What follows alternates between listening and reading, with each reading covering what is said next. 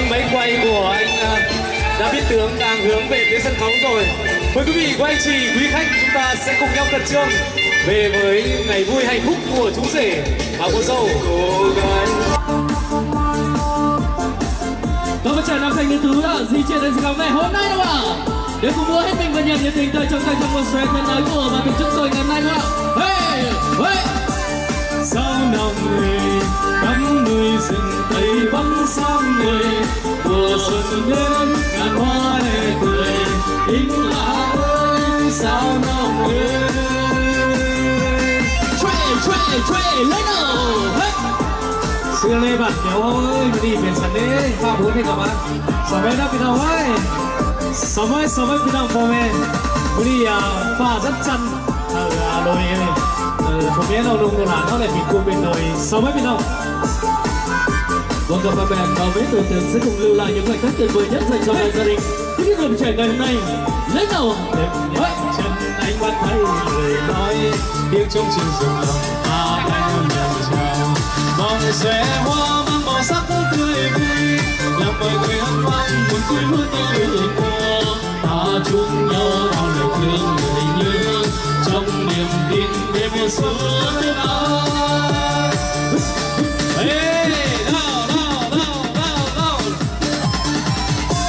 rực rỡ hết đúng không ạ? Sung lên đúng không ạ? Đặc biệt là những trẻ nam thành đến từ ngày hôm nay đâu ạ? Đến đâu?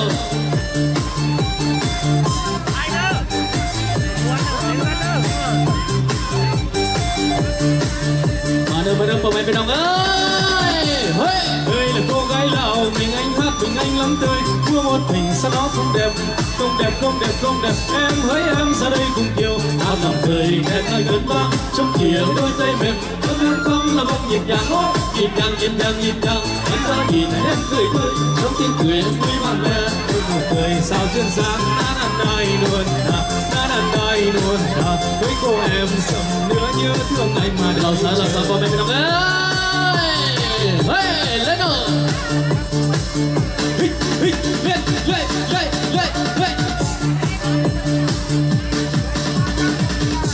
Vậy đó, vì đâu bọn em gái say xưa. Mời hãy vui trong hồi ra đây quây quần múa vui liên hoan ra đây mua cùng lên chung rượu ngân. Xây lắm hồn son chắc thật chung mình nào mơ sắp người chứ anh vô buồn anh biết tâm gió.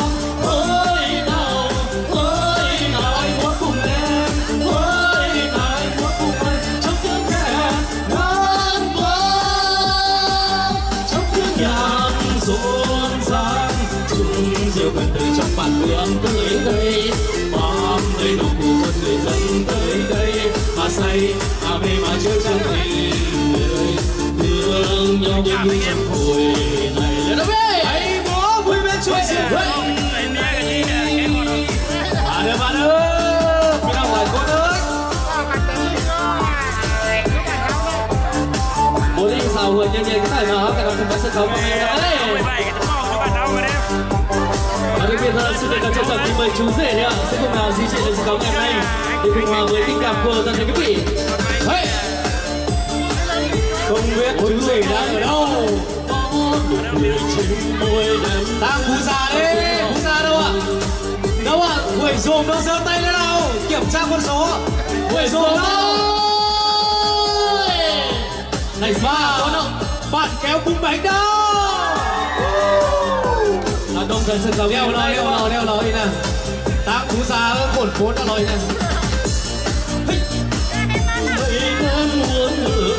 anh bắn em như hoa ban. Em là ai thế? Làm sao xuyến lòng anh? Lên.เอาเหล่ามาคาราเมลต้องกินแล้วพี่น้องเลย Chuyến xa có trẻ lăn tông từ trên sông non em vui cười bên em sớm hôm. Đi bạn yếu à, em yếu nữa. Em yếu bởi vì vẫn là bạn chúng ta mà sẽ này. Sống bên hết. Bạn kéo trung tiêu mất là chào bà con cách to này. Cứ đi về sáng đấyพี่น้องơi. Sao xuyên vòng ơi cô gái bạn kéo xinh đẹp lên đâu mới trên áo có thoáng bước rừng người nụ cười say đắm lòng áo.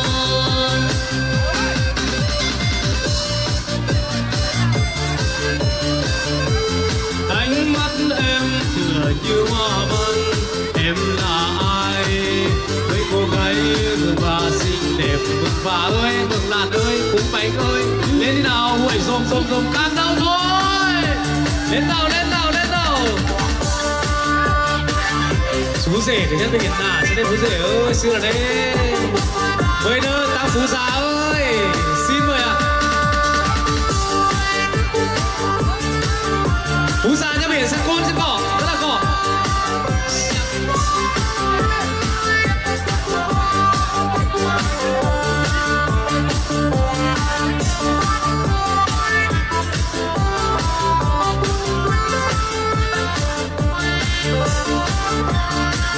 lên lâu tay cao lên không biết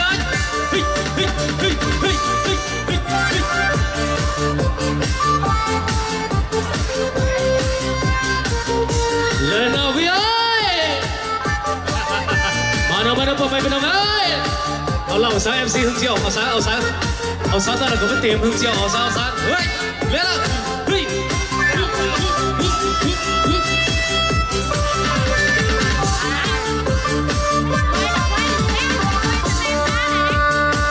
lên nào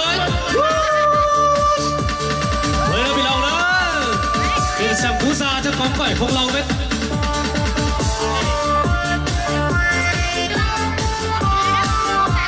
vâng xin mời toàn thể quý vị nữa nó lại phone nào qua máy bên nữa lòng bếp lòng mát và bếp và xuống nữa chúng ta cùng nhiệt tình thêm cô dâu ngày hôm nay đúng không ạ cô dâu anh Thảo cũng như chú rể là thưởng ngày hôm nayเห็นหน้าอายอยากรู้จักมาฝากฮักน้องสาวสุรินทร์ที่อยู่เมืองสกลเป็นคนละผู้ไทยแน่บ่ฟังสำเนียงเพียงได้ยินทวินละถึงใจน้องเมียงสุ่มเสียงละของอายวันสิ้นสาวสุรินทร์ได้ยินแล้วปลื้มลืมบ่ลงอายหนุ่มผู้ไทย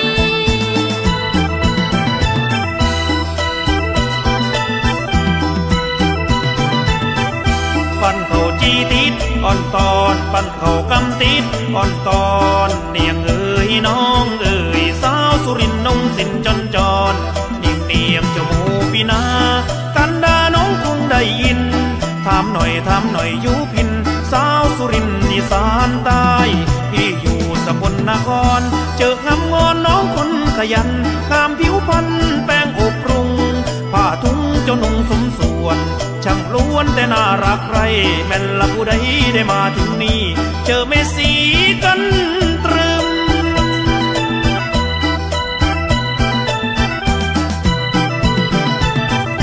ปันเขาจีติดอ่อนก่อนปันเขากำติดอ่อนก่อนปันเขาจีติดอ่อนก่อนปันเขากำติดอ่อนก่อนปันเขาจีติดอ่อนก่อนปันเขากำ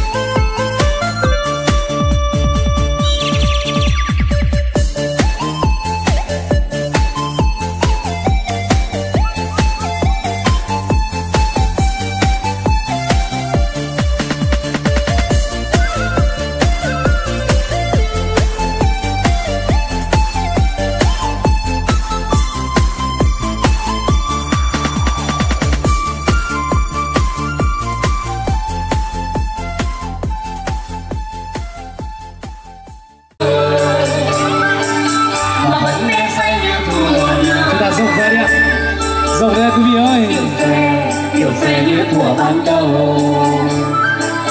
Chân đi nhịp nhàng mà sao vui rối, tay trong tay đến nay chân bước đi rộn ràng. Em vẫn không trong điều xuề vì là hơi ấm bàn tay, tay trong tay đến nay dòng sâu xin bồi hồi. Em lung linh trong điều xuề như cành vàng trắng mùa xuân. Em nâng chén rượu mời, rượu từ tay em thơm, men rượu từ lá rừng, rượu nồng đậm miên miên. Em nâng chén rượu mời, trên này mình trao nhau. Em nâng chén rượu này, gửi về chỉ nói sao.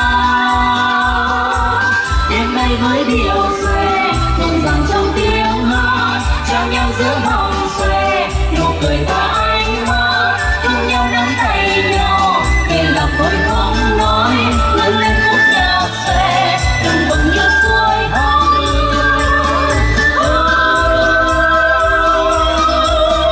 Anh đã ơi sao nồng ơi, anh đã ơi sao nồng ơi. Chúng ta hãy cùng nắm tay nhau nhé, để vòng tròn chúng ta thật tròn đấy quý vị ơi. Xin mời ạ. Quảng nó bên đầu nữa. Sao vậy? Sao nồng ơi, anh là ơi sao nồng ơi.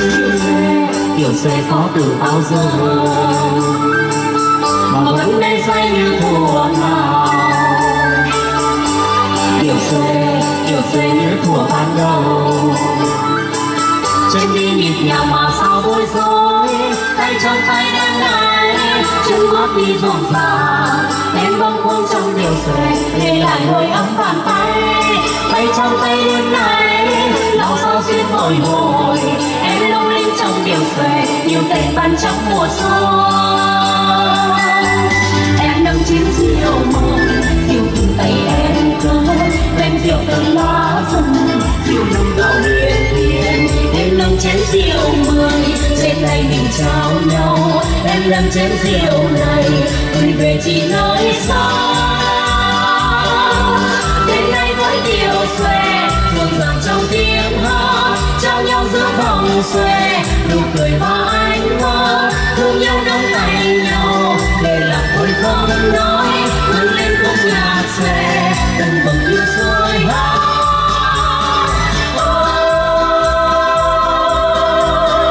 Anh đã ơi sao nồng ơi, anh đã ơi sao nồng ơi, anh đã ơi sao nồng ơi, anh đã ơi sao nồng ơi.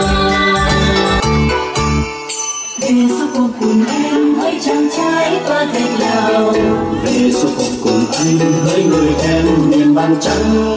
Bao thương nhớ đang say hương leo, kia dòng thơm vòng tay ấm trao vòng tay.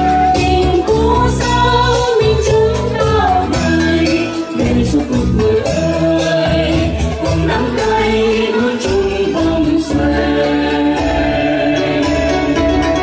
Vì lòng ơi hát lên mãi khúc tình ta, ý là ơi đắm say trong điều xuề hoa. Để sáng khai qua mường vàng vì lòng đông, bao tình yêu thương thủy chung. Để người ơi đến thăm giấc hồ quê, trao lời yêu nhớ thương thắm tình biên giới. Cùng về đây chung xây cuộc đời mãi bài ca lòng ơi.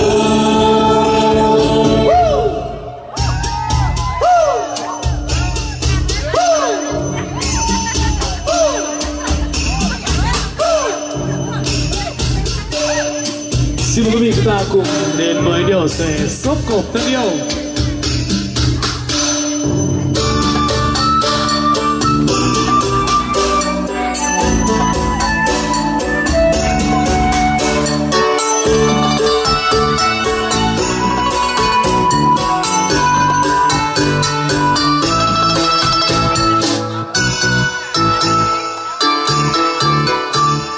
Về số cuộc cùng em hỡi chàng trai qua thềm lào, về số cuộc cùng anh hỡi người em miền ban trắng. Bao thương nhớ đắm say hương lèo, kia dung vàng vòng tay ấm trao vòng tay. màu rơi mình chân bao đời để số không người ơi cùng nắm tay bước chung vòng xoay thì nào ơi hát lên mãi khúc tình ta tình nào ơi đắm say trong tiếng xe hoa để sáng khai qua mưa vàng tình làm vong bao tình yêu thắm thủy chung để người ơi suốt cuộc đời chào lời yêu nhớ thương thắm tình biên giới cùng về đây chung giây cuộc đời mãi bài ca non ơi thì non ơi hát lên mấy khúc tình ca tình là ơi đắm say trong điều xe hoa để sáng khai qua mưa vàng từ làm vong bao tình yêu thắm thủy chung ngày người ơi đến thân suốt cuộc lên trao lời yêu nhớ thương thắm tình biên giới cùng về đây chung giây cuộc đời mãi bài ca số quê hương ta và nhà xe